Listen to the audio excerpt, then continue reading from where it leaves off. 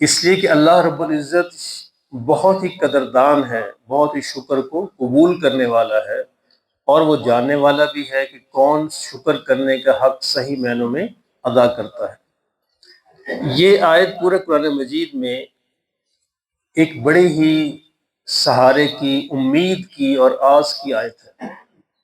دو شرطیں اللہ نے لگائی ہیں کہ اگر دو شرطیں تم پوری کرو اس دنیا میں رہتے ہوئے، ایک شکر کرنے کی اور ایک ایمان کو صحیح معنوں میں ایمان لانے کی، تو اللہ تمہیں عذاب نہیں دے گا۔ اللہ کا کوئی پروگرام نہیں ہے تمہیں عذاب دینے کا۔ شکر ایک ایسی کیفیت ہے، یعنی شکر زبان کا نام نہیں ہے، ایک کیفیت کا نام ہے۔ یہ انسان ساری زندگی بغیر زبان سے کوئی لفظ کہے اس کیفیت کے ساتھ گزار سکتا ہے، یعنی زبان تو اس کا اظہار ہے، جب انسان کہتا ہے تو وہ شکر کا اظہار ہے۔ اصل ایک کیفیت ہے جو دل کی کیفیت ہے اور اس کے عمل سے ظاہر ہوتی ہے۔ اب دیکھیں، اللہ رب العزت کا احسان ہے کہ اللہ رب العزت نے ہمیں رمضان کا مہینہ نصیب فرمایا، اور وہ مہینہ نصیب فرمایا جس میں 5 جمعے اللہ نے عطا فرمایا، یہ بھی اس کا احسان ہے۔ اب یہ سارے کا سارا اللہ کا شکر ہے، یعنی اللہ اگر نہ دیتا تو ہم کیا کر لیتے؟ اگر اللہ ہمیں رمضان کا پورا مہینہ عطا نہ کرتا، اگر اللہ ہمیں صحت عطا نہ کرتا، ہم کیا کر لیتے؟ اسی رمضان میں آپ دیکھیں کتنے ہی لوگ ایسے ہیں جو بیچارے صحت کے ہاتھوں مجبور رہے، روزے کا حق ادا نہیں کر سکے۔ روزے رکھنے والے لوگ تھے، دیندار لوگ تھے، اللہ کا خوف رکھنے والے لوگ تھے، لیکن اللہ نے ان کو صحت نہیں دی۔ ہمارے کئی اس مسجد کے کئی دوست سے ساتھی ایسے ہیں کہ ان کو کئی راتیں ہسپتال میں گزارنی پڑی، نہیں رکھ سکے۔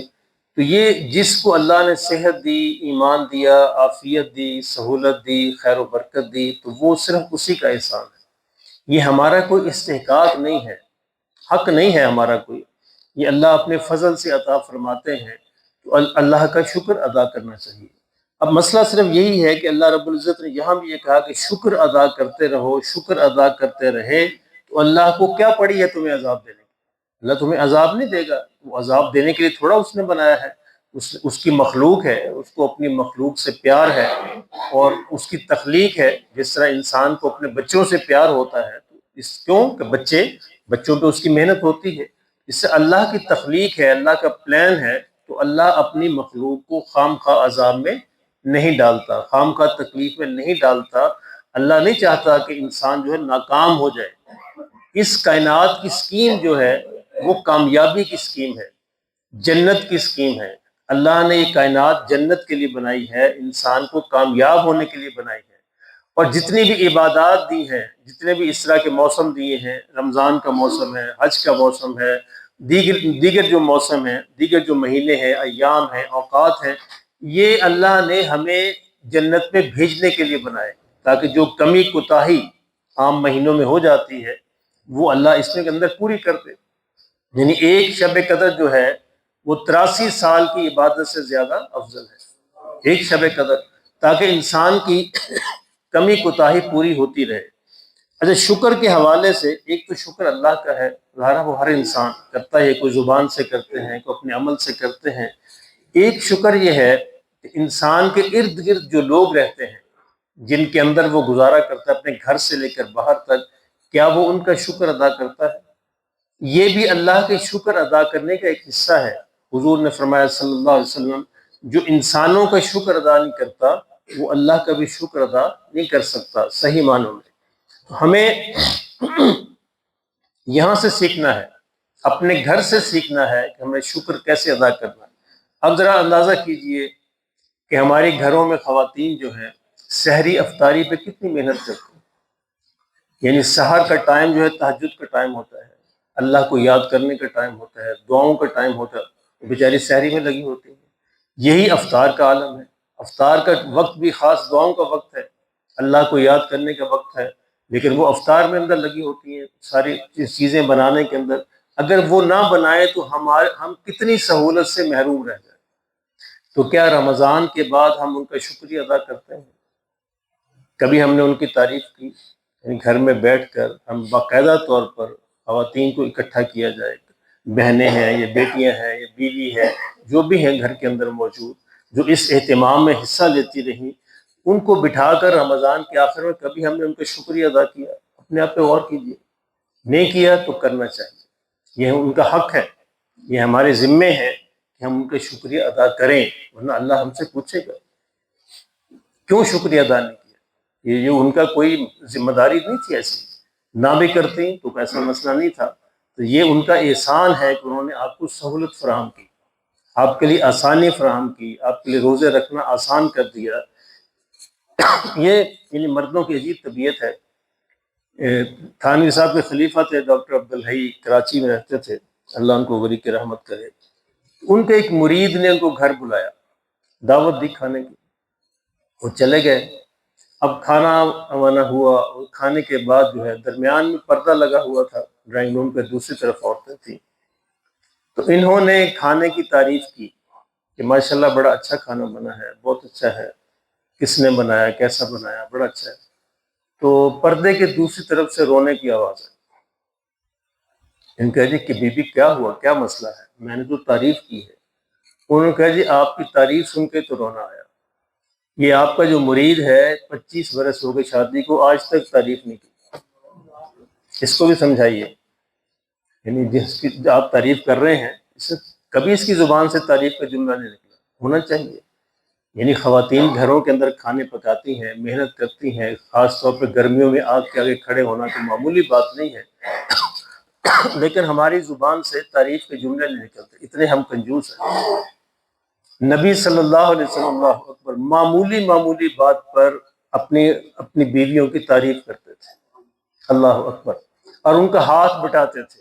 ایسا نہیں ہے کہ گھر میں جا کے آرام سے بیٹھ جاتے تھے، باہر بھی پوری محنت ہے، اور ان کا ہاتھ بٹاتے تھے، ان کی مدد کرتے تھے، حتیٰ کہ کھانا پکانے کے اندر بھی ان کی مدد فرما دیتے تھے۔ اور آپ کو معلوم ہے کہ نبی صلی اللہ علیہ وسلم باہر کوئی فارغ تو ہوتے نہیں تھے، شدید مصروفیت کی زندگی تھی، دعوت کی زندگی، ماحول کی زندگی، تبلیغ کی زندگی، دین کو پھیلانے کی زندگی، تکلیفوں کی زندگی۔ یعنی مکہ کے 13 برس تو تکلیفیں ہی تکلیفیں ہیں، اور باہر آپ کو کس حال کے اندر آپ ہوتے تھے۔ اچھا، اس تکلیف کے اندر بھی جب آپ گھر میں تشریف لاتے تو آپ کے چہرے پہ مسکراہٹ ہوتی تھی، اور آپ گھر کی خواتین کو سلام کرتے تھے۔ یعنی پوری زندگی 13 برس میں، تاریخ میں، احادیث میں ایک موقع ایسا آیا 13 برس سے مکہ کے، کہ جب آپ گھر میں داخل ہو گئے اور کسی ٹینشن میں تھے، باہر جب تکلیف تھی، مسائل تھے، لوگ پتھر مارتے تھے، گالیاں نکالتے تھے، کانٹے بچھاتے تھے، مذاق اڑاتے تھے، آسان تھوڑا تھا۔ تو آپ کسی یعنی فکر میں، کسی پریشانی میں گھر میں داخل ہو گئے، سلام نہیں کیا، اور نہ چہرے پہ مسکراہٹ تھی۔ تو حضرت خدیجہ رضی اللہ تعالیٰ عنہ نے عرض کیا، یا رسول اللہ خیریت ہے؟ آج یعنی خلاف معمول بات دیکھی، آپ نے سلام نہیں کیا، آپ کے چہرے پہ مسکراہٹ بھی نہیں۔ آپ نے کہا اچھا ایسا ہوا، آپ فوراً پہ باہر تشریف لے گئے، اللہ اکبر، یعنی کتنا یعنی خیال تھا، فوراً باہر تشریف لے گئے، اور باہر تشریف لے کر پھر اپنے موڈ کو درست کیا، پھر واپس داخل ہوئے گھر کے اندر، چہرے پہ مسکراہٹ اور سلام عرض کیا، اللہ اکبر۔ یہ ہے وہ انداز جو مسلمانوں کا انداز ہونا چاہیے، جو اپنے آپ کو محمد الرسول اللہ کا غلام کہتے ہیں، ان کا انداز ہونا چاہیے۔ سیدہ فاطمہ رضی اللہ تعالیٰ عنہ حضور کے پاس حاضر ہوتی، گھر میں آتی، تو نبی صلی اللہ علیہ وسلم کھڑے ہو کر استقبال کرتے، کبھی ان کے ہاتھ کو پکڑ کر بوسہ دیتے، کبھی ان کی پیشانی پہ بوسہ دیتے، اور ان کے لیے اپنی چادر مبارک تک بچھا دیتے۔ انداز ہے بیٹی سے محبت کا انداز، بیٹی کا استقبال کرنے کا انداز۔ کبھی ہم بھی ایسے کرتے ہیں، کئی گھروں میں تو یہ رواج ہے کہ بیٹی کو ہاتھ لگانا بھی معیوب سمجھا جاتا ہے، یعنی ہمارے اپنے ہی رواج ہے جن کا دین سے، سنت سے کوئی تعلق نہیں ہے۔ تو یہ انسانوں سے محبت اور انسانوں کا شکریہ، یہ ہمارے دین کا مزاج ہے، آقا دو عالم صلی اللہ علیہ وسلم کا مزاج ہے، سیرت کا حصہ ہے، جس پر ہمیں عمل کرنا چاہیے۔ اور خاص طور پر رمضان کا مہینہ اس بات کی یاد دہانی کے لیے ہے کہ ہمیں بار بار اپنے ارد گرد جتنے بھی لوگ ہیں ان کا خیال کرتے ہوئے بار بار ان کا شکریہ ادا کرنا چاہیے۔ آپ کے بچے ہیں، آپ کے بچے آپ کی ہیلپ کرتے ہیں، سودا سلف لاتے ہیں، گھر کے کاموں میں ہیلپ کرتے ہیں، کبھی آپ نے ان کا شکریہ ادا کیا؟ نہیں کرتے، ہماری زبانیں گنگ ہو جاتی ہیں۔ کرنا چاہیے، کریں گے تو ان کو بھی عادت پڑے گی اور وہ آگے اس رسم کو پھیلائیں گے۔ یہ گھروں میں جو رسمیں چلتی ہیں ایسے نہیں چلتی، اس کے لیے ماں باپ کو قربانی دینی پڑتی ہے۔ ماں باپ قربانی دیں تو پھر روایات آگے چلتی ہیں، اور اگر ماں باپ ان روایات کو قائم نہ کریں تو پھر وہ روایات آگے نہیں چلتی۔ وہ جس طرح کا رویہ ماں باپ کا ہوگا وہی روایات آگے چلیں گی۔ تو اللہ ہمیں اس کی سمجھ نصیب فرما دے۔ بڑی خوبصورت آیت ہے کہ ما یفعل اللہ بعذابکم، اللہ کو عذاب دینے کی کوئی مسئلہ نہیں ہے، تمہیں عذاب دینے کے لیے پڑی، اللہ نے تمہیں عذاب دینے کے لیے نہیں بنایا۔ ما یفعل، کیا کرے گا اللہ تمہیں عذاب دے کر؟ یعنی آیت کا لفظی ترجمہ یہ ہے ما یفعل، کیا کرے گا اللہ تمہیں یہ عذاب دے کر؟ اس کی کوئی عظمت میں اضافہ ہو جائے گا؟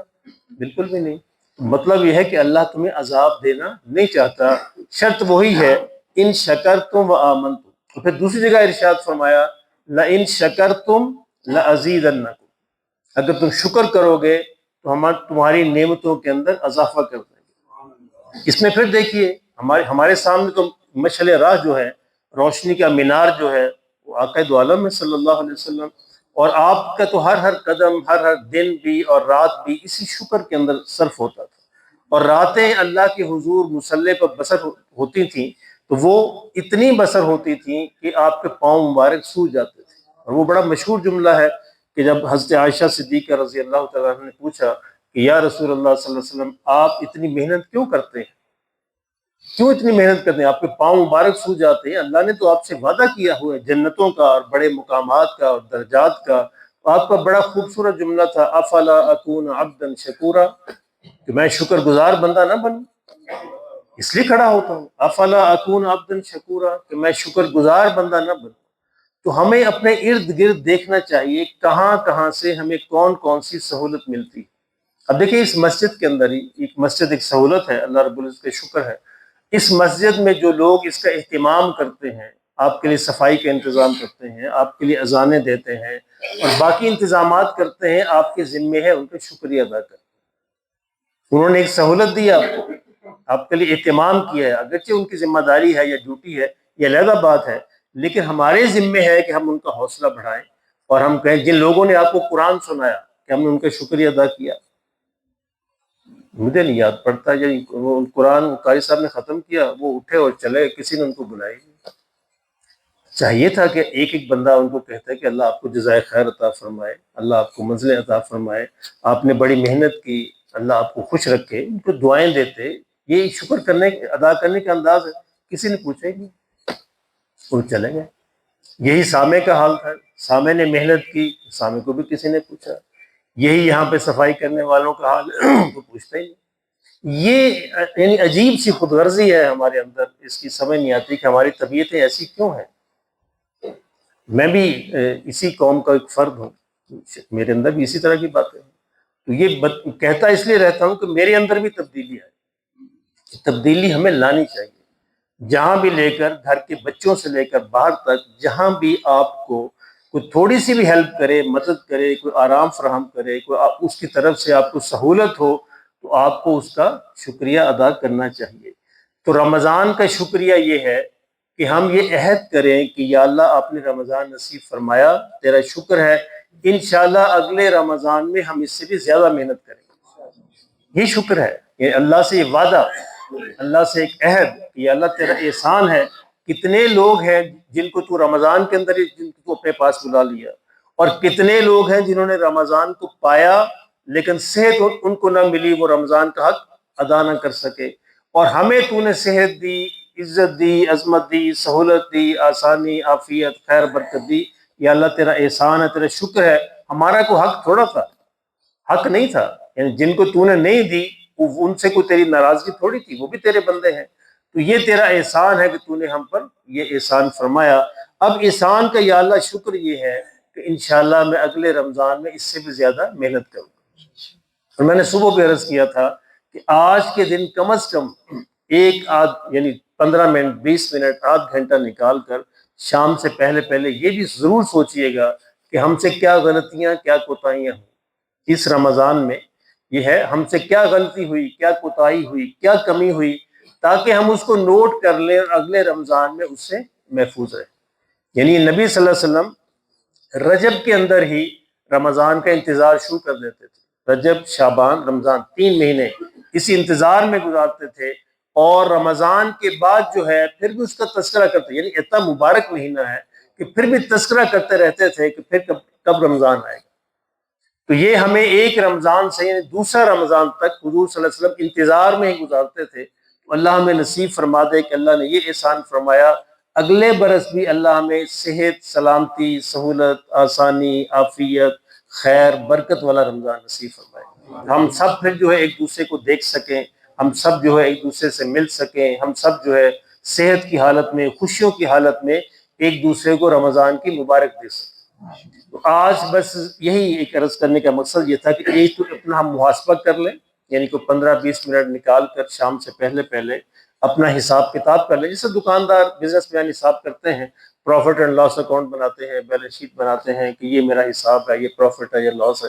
اس طرح ہم بھی حساب کر لیں اس رمضان میں ہمارا پروفٹ کیا ہے، لاس کیا ہے، کمایا کیا ہے، ضائع کیا کیا ہے، اور آئندہ سے یہ عہد کر لیں کہ یا اللہ آج اس کے بعد انشاءاللہ ہم ضائع نہیں کریں گے، اللہ تو ہماری مدد فرما، ہم شکر کرنے والے ہیں، کمی کوتاہی ہو جاتی ہے مولا، لیکن ہم تیرے باغی نہیں ہیں، ہم تیرے ہی بندے ہیں، تو معاف فرما دے، ہماری مدد فرما، تیری مدد سے ہی ہم آگے بڑھ سکتے ہیں، تیری مدد سے ہی آگے چل سکتے ہیں، اللہ پاک ہمیں نصیب فرما دے۔ تو پہلے بھی عرض کیا تھا کل جماعت نماز عید کا ٹائم جو ہے 7:30 صبح، 7:30 کا مطلب یہ ہے کہ نماز کھڑی ہو جائے گی، جماعت 7:30 کھڑی ہو جائے گی۔ اللہ پاک ہمیں نصیب فرمائے، ہمارے روزوں کو، تراویح کو، عبادات کو قبول فرمائے، اور اگلے برس جو ہے اللہ ہمیں اس سے بھی بہتر، خوبصورت، زیادہ شکر کرنے والا اور اعمال کرنے والا رمضان نصیب فرمائے، سنت عطا فرمائے۔